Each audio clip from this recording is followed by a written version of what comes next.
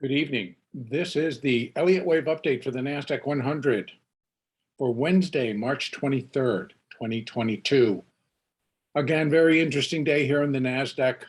We did open lower. We continued to move lower. We initially broke slightly below the hourly 50.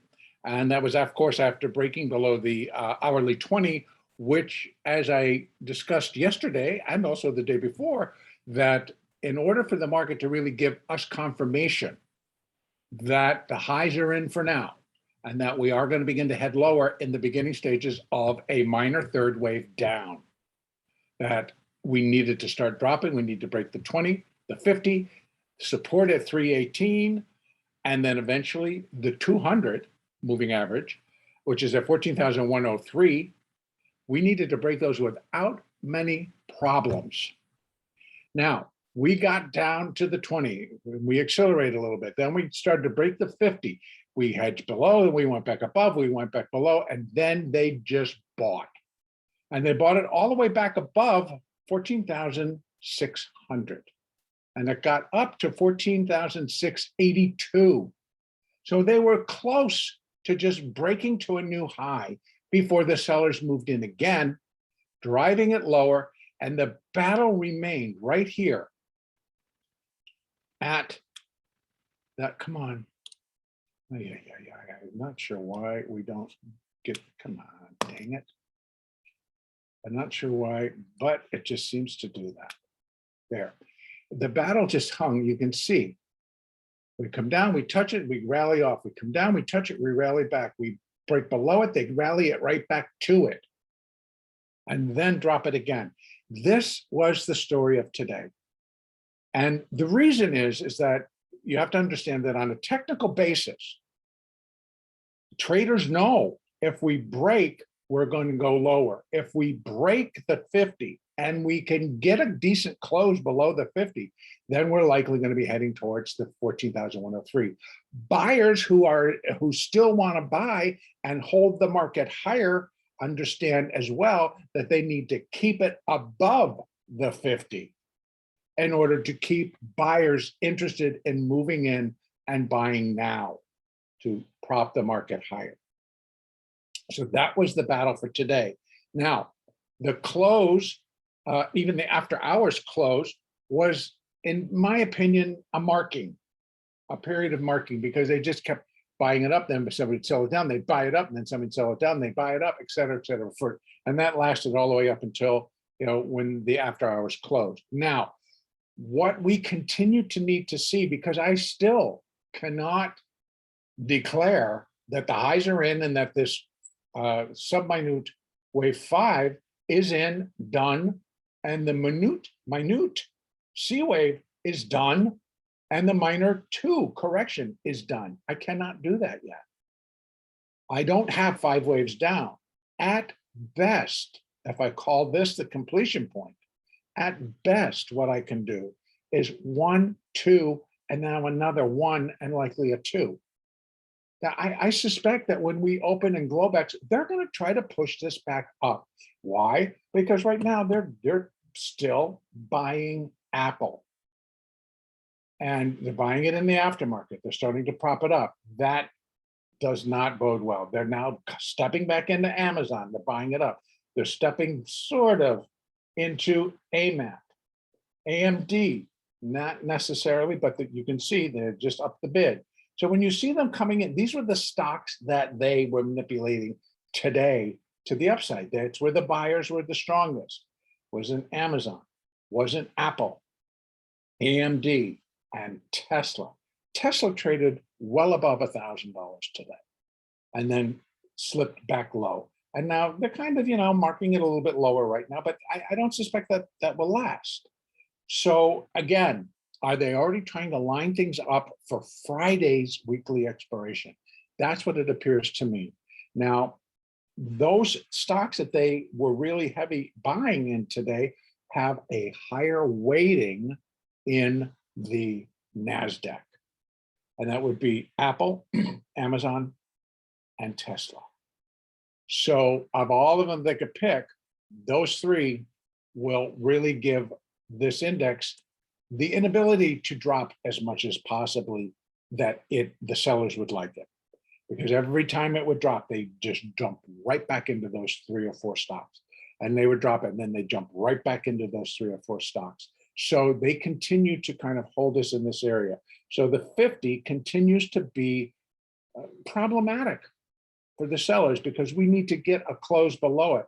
And the daily, let's just take a peek out there, and we can really kind of determine what we think is going on here. Same deal. We came down, we got close to the daily 50, which is sitting at 14,040, 14,440. And so we get close, and then they just step back in and they buy it back up, and they step in and they buy it back up. And so if we can get below, and I think that that is also the underpinning on a technical basis for a lot of traders, that if we hold it above the hourly, then we're not threatened on the daily. So here's the deal. If we can get a break below and it stays below the hourly 50, which right now it is. So if it continues to drop, the next target has got to be 14,440, which is where it's sitting at for, what's that? I can't tell because this is in the way. Yeah, no, actually it's at 14,400. That's where the 50 is, 14,400. That would be the next target. So if we're clearing and staying below that hourly 50, then let's take a look where that hourly 200 is, because these are the next targets. 4103, so no threat there. But here we have some support at 14,448 and then 390. So we still, that 14,400 level is going to come into play. And that's going to be the next important level that we need to see the markets, the sellers, break through and still retain control in terms of a direction. So again, first, we need to stay below that hourly 50. We need to start continuing to move lower.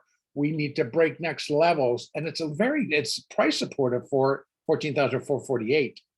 That's price support, but it should not really last. So again, we're looking at 14,400, which is where the daily 50 is sitting. So what does that tell us for tomorrow? Well, we know where the battle lines are being drawn. So we're going to be looking for those. We have some initial support way up here at 427. That's price support, 448, 427, and price support. Then we start to drop. And we would drop initially down to that daily 50, which is at 14,400. Then we have support just below that at 391. We have then support at 362, 318, 319, and then we get the green light to start heading much lower. So we have a lot of support areas above 14,319, 320 that need to be dealt with as this selling continues. Now, again, I want to state that if it truly is the highs are in for now, and we're in that minor third down, they should not present a problem. And yet they did today. So that's why I throw caution. You know, the yellow flag goes out. You know, caution, because it's just undecisive right now. It is not, they're not willing to really commit either way. So either if the sellers are really going to take control and they have got good reason to exit positions or just sell the market, then they need to jump in and go for it, because every opportunity today, the buyers jump back in, and you can see what happened. We came down to the 50, then bounced right off that 50, and it produced such a flurry. It was 2 hours of buying, actually 2 hours and probably 15, 20 minutes of buying. before the sellers took back the control. So for tomorrow, we already got the downside picture. They need to pick up the pace. They need to put in some acceleration. They need to start breaking through these resistance zones. The next major in terms of where the moving averages are is the daily 50. The daily 50 moving average is sitting at 14,400. That needs to get broken. And then to really give us a strong signal, it needs to close. It means the daily bar needs to close below 14,400 to confirm the negative tone switch to the market. And understand that if you're really tooting your horn to all the buyers to come on in and join you, you don't want that to happen. So you can see how we've got these battle lines just between direction that is now playing out in the market. So we're going to see upside. It's pretty free flowing once it gets going. It doesn't really find too many problems to really just speed up and go. So the sellers aren't interested in selling anymore up here. And so they're coming in to just really push prices lower. And it's giving an opportunity for those who decide, yeah, I'll take my profits now. So that may be happening. But I think that if we get that turn, so on the hourly, if we get a turn and we push back above the 50, which now is sitting at 14, and let me see, come on. It is sitting at 14,498. So basically 14,500, which is where the hourly 50 is sitting. We clear that, we start getting above the others. Now, you can see that on the hourly chart, the 20, the 8, and the 4 are all turning and heading lower. And that is basically giving a lot of confirmation that maybe we're getting that tone change, that directional change. And so we got the 4 starting to break below the 50. So that again puts a little bit more pressure on the buyers, not necessarily the sellers. The sellers kind of getting a lot of support now, and they may come in and just follow through. But if the buyers are intent on keeping it up and pushing, this is what they need to do. And it would need to have to start to break all of these. Now, again, it did cleanly today. And they could do it again tomorrow. And that leaves open the possibility that we have yet another turn to get up towards these levels, or at least back above 14,700. Because right now the high is at 14,691, we'll call it. So at least a break above there gets up above 14,700 and on up towards there. That is what would keep the buyers interested in continuing to push money into the market. So we'll see. Downside, we already know. They have got to pick up the pace. They've got to start pushing through this price support, and they have to start pushing towards and then through the hourly 50 at 14,400 and keep going. Okay, I'm going to leave it right there. Our next update will be on Thursday, the 24th.